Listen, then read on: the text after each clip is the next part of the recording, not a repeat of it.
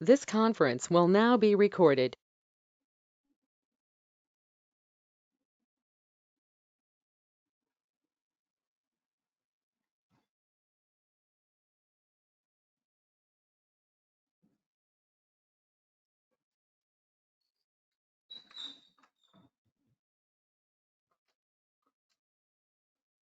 Good morning, one and all. My name is B. Srinivas Rao.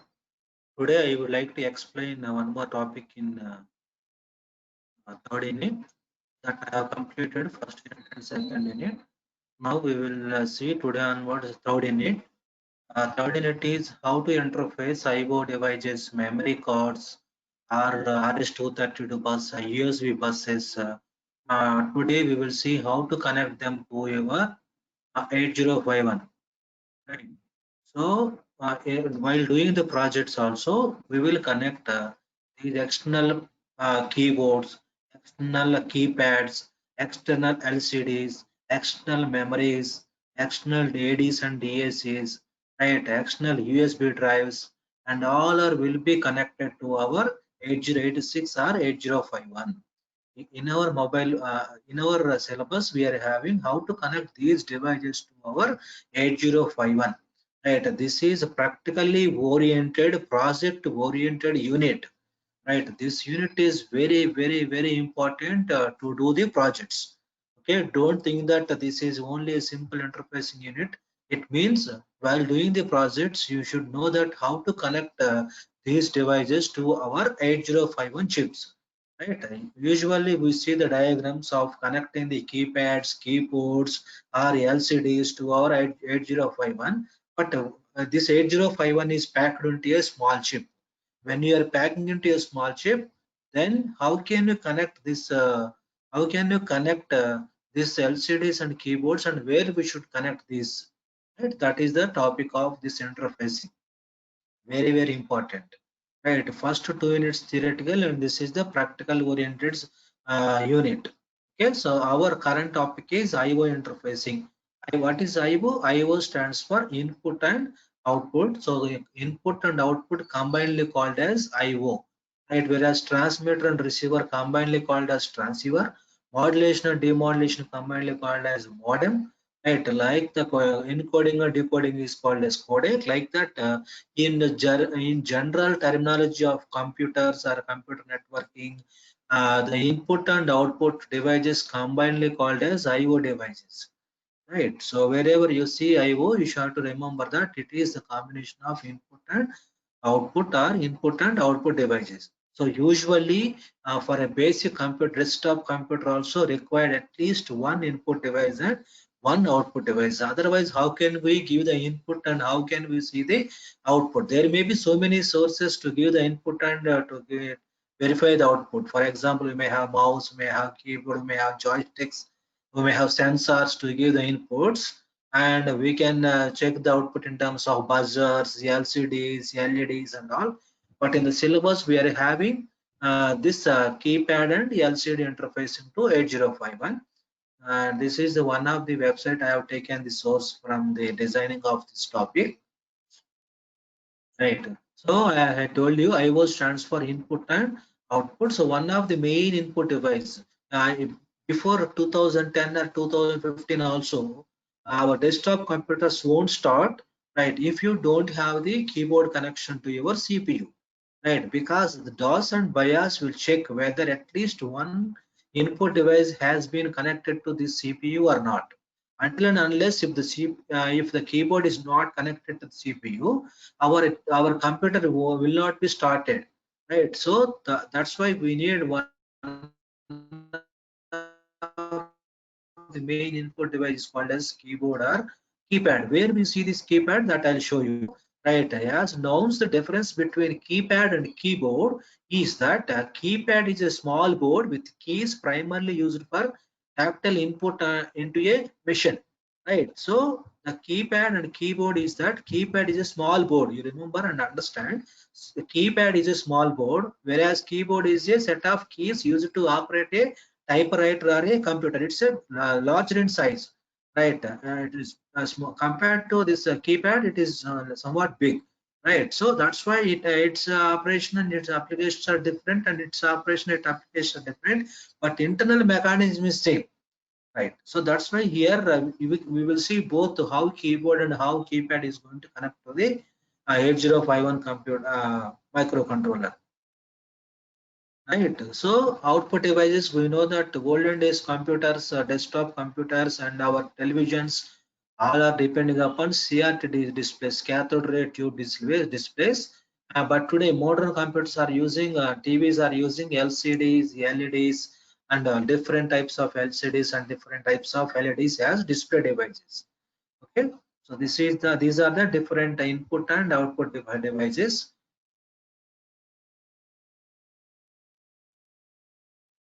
So here I am showing one example how we are operating our ATM machine.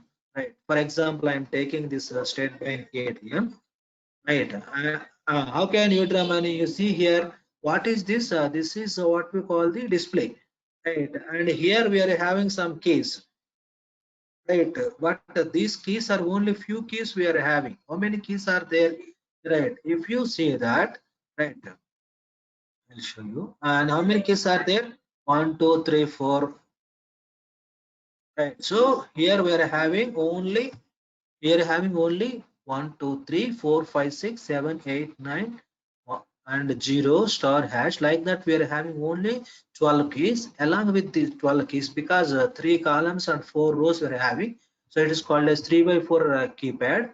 And along with that, we are also having 4 more control keys: enter key, clear key, cancel key, and so on. Like that, this is called as 4 by 4, right? Because 4 rows and 4 columns keypad we are having in our ATM machines. How it works? Okay, that also I am going to explain. And when you press something, it will check, it will display the output here. Okay, now I am typing something and it is displaying. Now right now she typed 89, so it is showing here. See how this, when you type something on the keypad, how it is displaying on this display device. Okay, so that is what we call the keypad and LCD interfacing. So first I want to explain interface in the keyboard to 8051. So this is the small diagram of interfacing keyboard with and keyboard and display with the microcontroller. So this keypad is, we are giving input from this keypad, and that has been received by the microcontroller, and then microcontroller will send the information to the display device. So yeah, as I shown in the previous video, when we are pressing something, it is not directly going to the display. So in between, we will have either processor or controller to process the data from keypad to display device. Okay. So this keypad to display device. So this is the keypad structure internally in terms of rows and columns and some of the switches. And these rows and columns have been connected to 8051 ports, because 8051 is having 4 ports. The basic functionality of these 4 ports will act as IO ports. IO port stands for input and output ports. So here you can see that port 0 is connected to rows, and port 1 is connected to rows, right? And port 0 connected to output devices. Okay. So this is the configuration between 8051 to keypad and some of the display devices. Here we are taking LED displays, 7 segment LED display we are taking.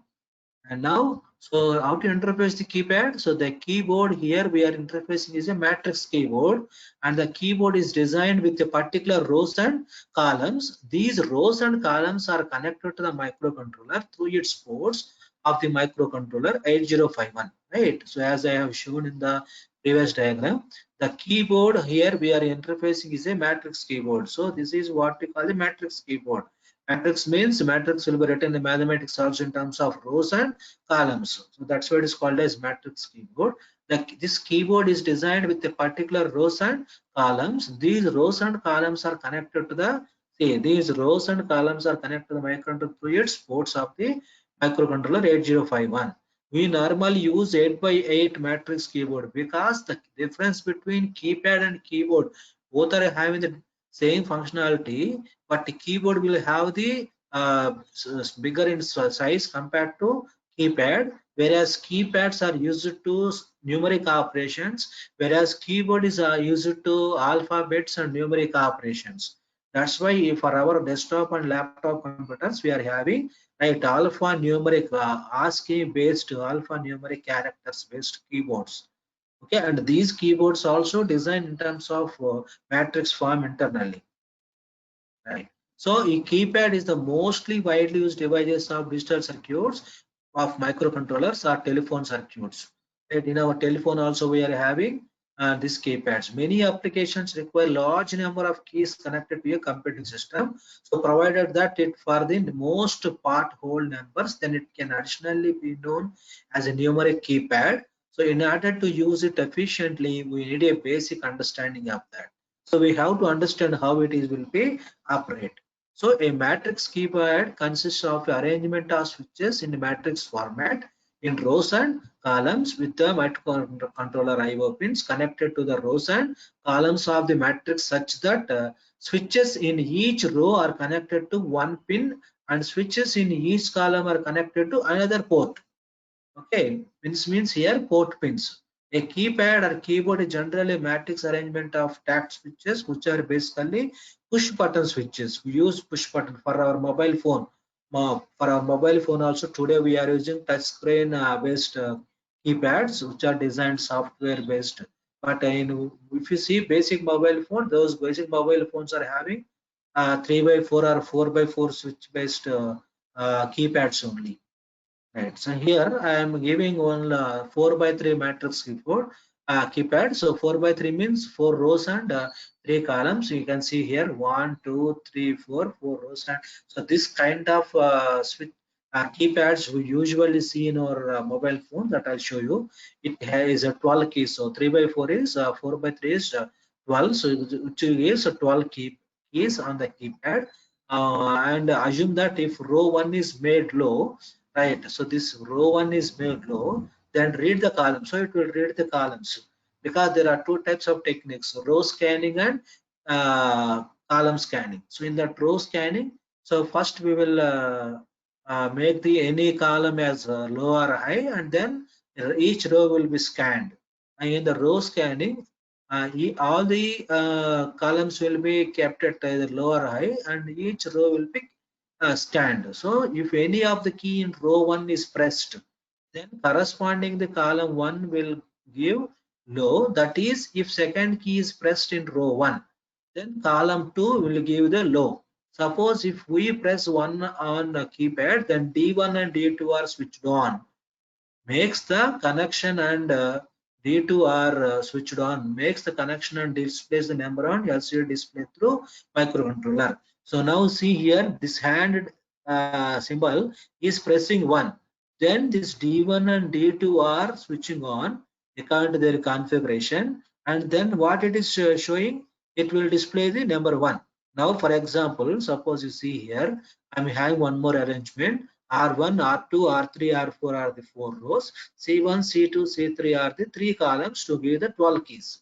Now I want to display 5. See here, I want to display 5. Now what should I press here? I have to press 5. Right? What is happening? See, all the rows are connected to 0, 0, 0 because of the diodes are reverse biased. Now I have connected to all our zeros.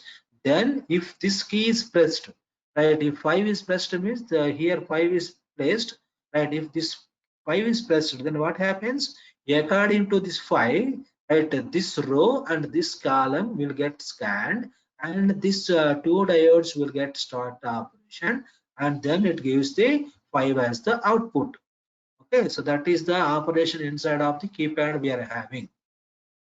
Now here you can see that how matters keypad, right.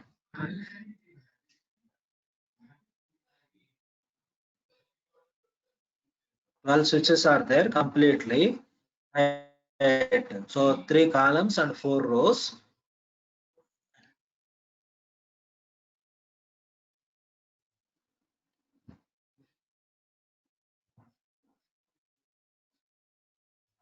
Yeah, it has total 7 connections here.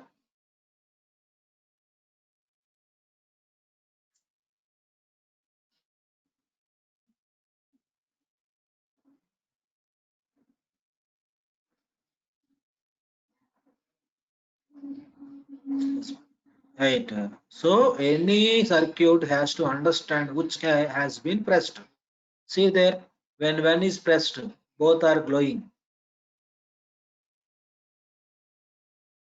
Complete this way, because VCC applied here and this is connected to ground.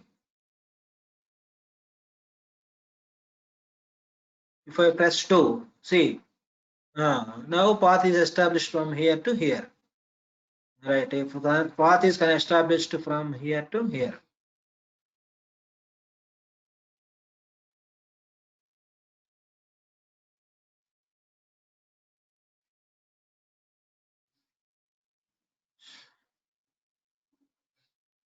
And 12. So 12 pins like this, they are working.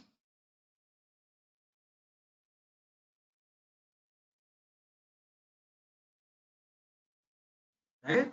So now we will see what is happening. Whenever a key is pressed, a row and a column gets shorted through that pressed key and all the other keys are left open. Understand? So whenever a key is pressed, suppose when we press a key, a row and a column gets shorted through that pressed key and all the other keys are left open. When a key is pressed, only a bit in the ports goes high. That particular bit in that particular port goes high, which indicates microcontroller that the key is pressed. Right. So by this high on the bit, a key in the corresponding column is identified. Okay. So once we are sure that one of key in the keyboard is pressed, next our aim is to identify the key. Okay. So this is what we call the column scanning and row scanning. In the column scanning, when a switch or keypad key is pressed, the corresponding row and column will get shorted. Right. Output of the corresponding column goes to go low. Since we have made all the rows 0, so this gives the column number of the pressed key. Suppose for row scanning, after the detection of the column number, the controller sets all other rows to high. Each row is one by one sets to 0 by the microcontroller, and the earlier detected column is checked and obviously it becomes 0. Right. So the row due to which the column gets 0 is the row number of the pressed key. Okay, now understand this column scanning and row scanning. Right.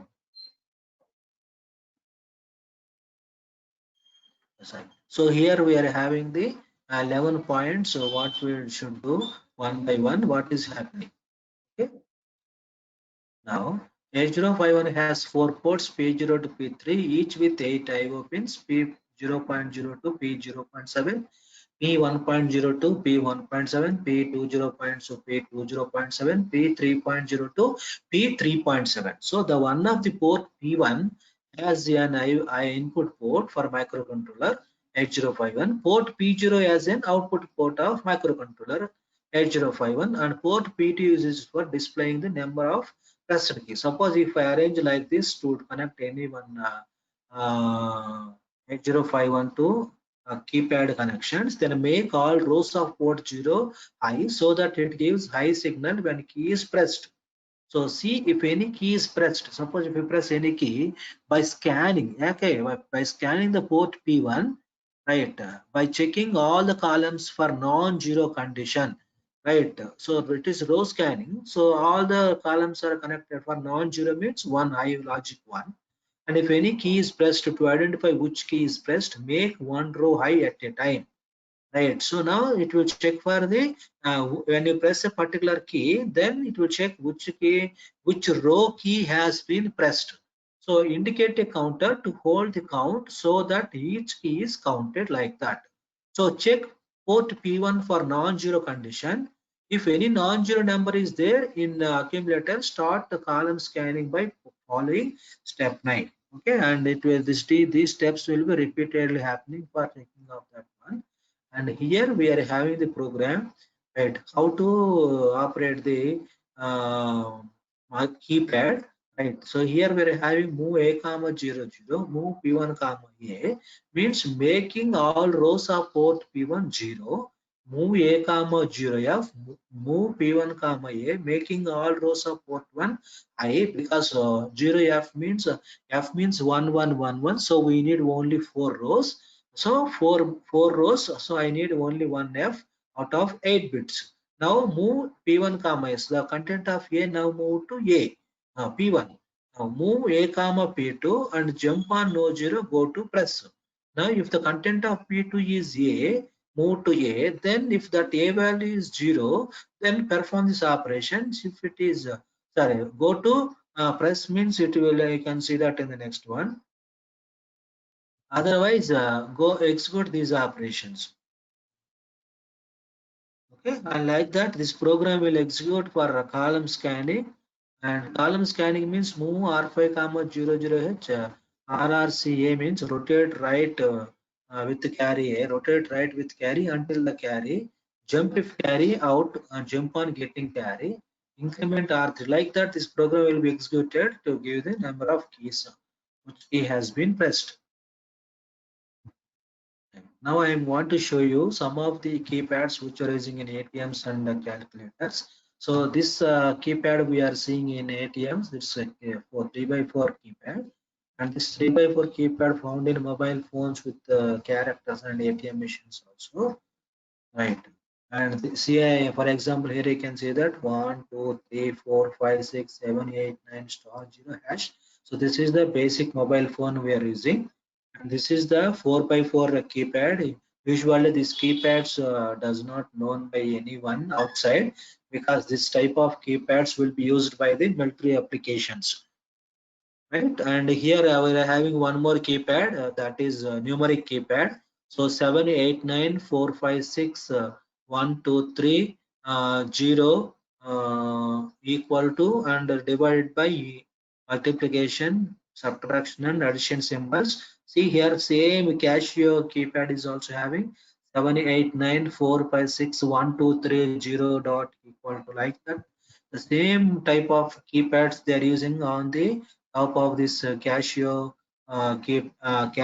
calculator, right? So how these are connecting? See here, I'm taking that keypad here, and it is connected to the rows R0, R1, R2, R3 are connected to port P 2.0, 2.1, 2.2, and 2.3, and C0, C1, C2, because here we are having 16 keys, 4 rows and 4 columns, and 4 columns C0, C1, C2, C3 are connected to remaining 4 pins of port 2. So here we are taking port 2 as a keypad connection port, because port 2 is also having two functionality, IO port and address lines. So address lines are meant for the means memory or any IO device connections, but here we are having only one IO input device, so we need not have the address lines calculation. So that's why here we are connecting to port 2, and now this LCD is connected to port 1 and port 3, that we will see later. And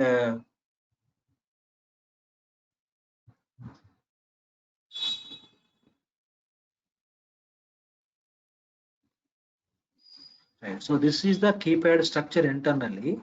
Right. It's look outside this looks like this, but internally it has like this: R1, R2, R3, R4, C1, C2, C3, C4, and these are all having the switches, open switches here. So when you press that key, when you press any key, then what happens? The switch will be closed. In terms of C1 and R1, it sends a signal outside, and then particular key number will be displayed on the display device, because it is running through the software based operations.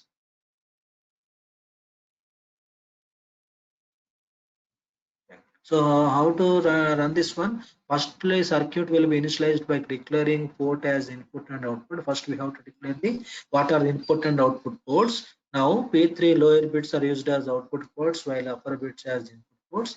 Right, now all columns are given high logic and low logic. So then we have to make this as column 1, column 2, column 3, row 1, row 2, row 3, row 4, row 0. Like this the program will be written, and it will be display the particular number. And this is all syntax. If column 1 equals 0, check column 1, else if column 2 equals 0, check column 2, else if column 3 equals 0, because we are checking for the row scanning, we have to check, we have to press any column maybe 0. Okay, and this is the syntax of the interfacing of the program, how to run behind of that. Now we are going for the output device called as the LCD interfacing. LCD stands for liquid crystal display interfacing. So here the LCD display is taking input from the microcontroller. Now where these LCD displays are having are using these LCD displays are applications are we are using in digital voltmeter or ammeters, digital speedometers of our odometers of our vehicles, right? Home automation systems, right? A display for music players, status indicator display, and digital clocks. All these are some of the areas where we are using this display LCD displays. You know, mobile phones, calculators, all are using this LCD display as the output device. Okay, and this is the output device, and this output device is connected by port P1 and port 3. Why we need it here? Because this is the outlook of the LCD display. It's called 16 by 2 LCD display, means 2 rows and 16 columns. 2 rows and 16 columns we are having, each one, right? So total 32. So each one is internally again 5 by 7 matrix based display only. It will have a 5 by 7 matrix based display, but here we will have one row 1 and row 2, but 16 1 2 3 4 5 6 7 like that we will have each row will have 16 yeah, 5 by 7 matrix based displays. But here this one is in terms of 16 pin IC. It is a 16 pin IC. So pin 1 for VSS, pin 2 for power supply, pin 3 for contrast adjustment, that is we connected to one more power supply through a resistor. Right here it is called as variable resistor to adjust the power supply. Next register select either data register, command register, and read and writing of the data, and how to enable this LCD display is called enable, and D0 to D7 are called as the data bits, and LED plus and elements are called the backlights. That I'll show you what all these things. Okay, and this is the connection between the LCD and 8051. So D0 to D7 connected to any port, because this port is also input and output port. So data can be transmitted through this port. So 8 D0 D7 are 8 bits. So that's why here we are taking P1.0 to P1.7, and enable is connected to next, because here port G1 capacity is only 8 bits, so it is completed. So now to connect the remaining, we should have the other pins. So enable must be connected to one port, and register select must be connected to one more pins. That's why here we need, and the remaining pins will be operated outside of the 8051. That's why we are not connecting. Right. So VSS is ground pin, the VCC is power supply pin. Right. Any display need power supply and the ground pins. Okay. Otherwise, it won't display any output. So now V is nothing but used for adjusting the contrast commonly attached to the potentiometer. RS is a resistor select pin. R by W is reading and writing data to the LCD for reading the data by making it either 0 or 1. Right, if the reading is 1, writing it is, this pin will be 0. E is nothing but enable pin is for starting or enabling the module of LCD display, and here backlight of the LCD, which should be connected to VCC and ground, and then we can structure the contrast of the VCC, and that contrast backlight. You know, mobile phones also will have this backlight, and even though if you can operate this backlight using our finger, but sometimes it will be adjusted at backlight sometimes by itself. That is the pin number 15 and 16. So now how to display a character? For displaying character, you should enable the pin by giving a pulse of 450 nanoseconds.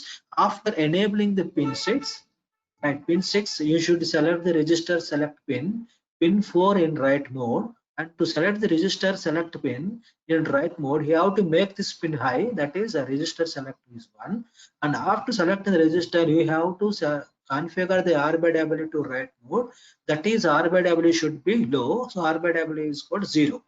Follow these simple steps for displaying character or data. So E equal to 1, enable pin should be high. R is equal to 1, register select should be high.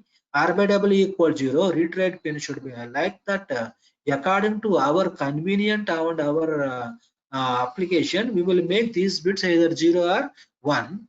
Right. So now here we are having some commands, and suppose now I am moving my cursor also. How it is moving? Right. Behind of this one, the program is running. Okay, so that's why here we are having one command register. This is called command register, which is an 8-bit register B0 to B7. So how can say that this command register is an 8-bit register? Because here you see that command is 0F, or command may be C3, or command may be 83. All are in terms of hexadecimal numbers, not in terms of decimal number. These are all hexadecimal numbers. So when we have hexadecimal numbers, each number is in terms of 4 bits, and 4 bits means 8 bits. So totally here we will have 8 bits, and here this register can take the commands first to initialize the LCD display, and then it will display the output. So now here, suppose if the data is sent down to the command register 0F for switching on LCD, blinking the cursor. So you know that if you see this LCD display, then the cursor will be display blink like this. Then how? Because basically this register will have the program which is in terms of 0F in the command register. Suppose next, if you press the reset button, then it is clearing the screen. How it is clearing the screen? The command register is executing 01H program, right? Or else if the decrement in the cursor after finishing the first row, then it goes to second row. Then how it goes to second row? Right, by executing command register followed by 04H. Then if it is going to upward incrementing cursor, then how? 06H. So like that here, some of the commands are there.